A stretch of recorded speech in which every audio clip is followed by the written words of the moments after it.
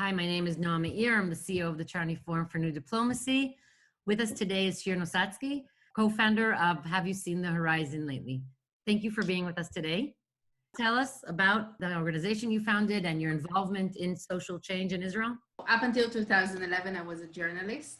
And in 2011, I was from the core group who initiated and led a social protest, who brought more than 1 people to the streets in one summer, promoting social justice. And it completely changed my life. I saw the strength that people have and the power they have to create a change and to create a movement. And since then, I was involved in different social causes in Israel. I proudly define myself as a social activist.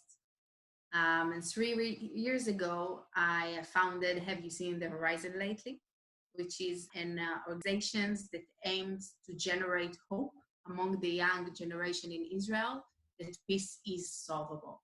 And we're doing that through a mega TED-like events with short talks of not the usual suspects, but people from all kinds of fields that gives you new insights on how the Israeli-Palestinian conflict is solvable.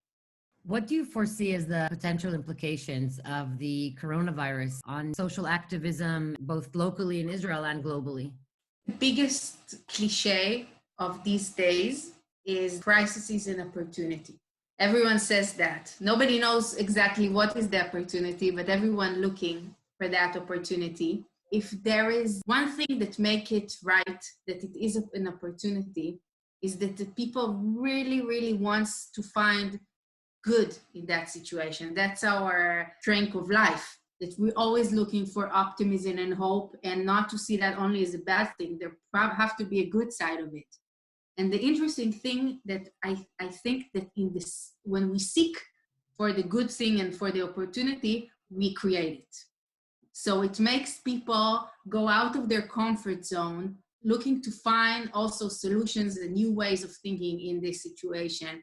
I see that everywhere.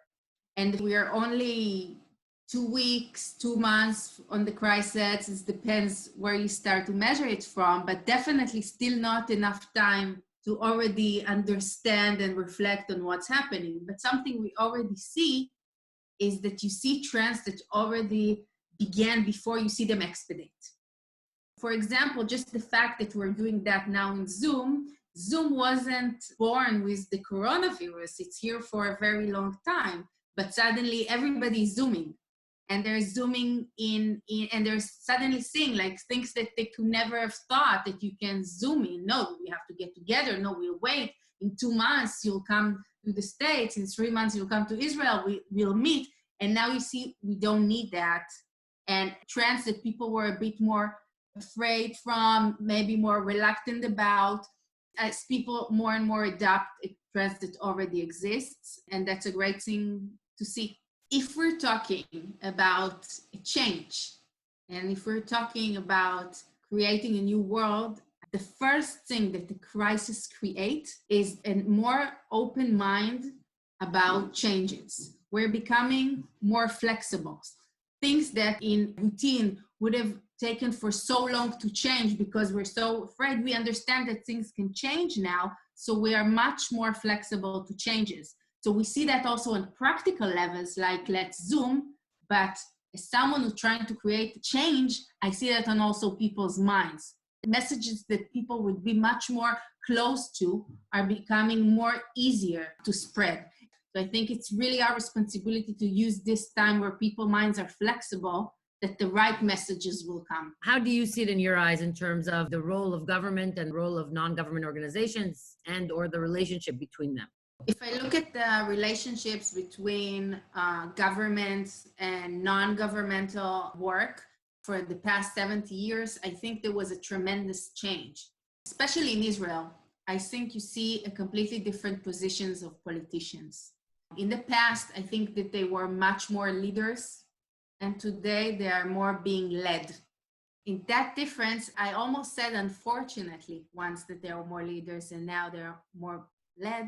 It's not only a bad thing, it's actually a good thing in the sense that it allows for the public to be much more involved and for our society to be much more democratic. They're not just just passive players. They can be active ones. So again, it's a great opportunity. This gap where politicians wake up in the morning and not necessarily have agenda or have a vision, but they wake up in the morning and they're open their Facebook page or the news website and they want to see what do the people think, what does the public want, and then they decide what on their agenda. It has good aspects. And I can tell you personally, I saw so many times how I can post on my Facebook page, and not just me, anyone can post on their Facebook page something, and it can end in legislation and end in political agenda. That's something that would have never happened in the past. And that's also a good thing. That's something that I think strengthens civil society and the public tremendously, because suddenly we have power. What advantage do you think that the Charney Forum for New Diplomacy has as a hybrid of academia and a practical hands-on program? The world is changing rapidly. People connect differently, people work differently, diplomacy works differently. And we have to learn the new world and adapt ourselves in order to be relevant. And I think this is something especially important with the academic. The academics sometimes have the tendency to stay in the old world.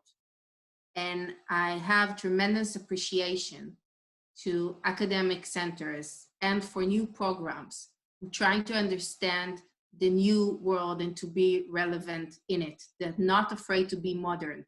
Modern and academic sometimes, unfortunately, contradict terms. And in that sense, I think what the Charney Forum for New Diplomacy does is trying to understand the new world we're living in today, not afraid to ask the question, where are we going from here? And to give practical tours in order to work in this world.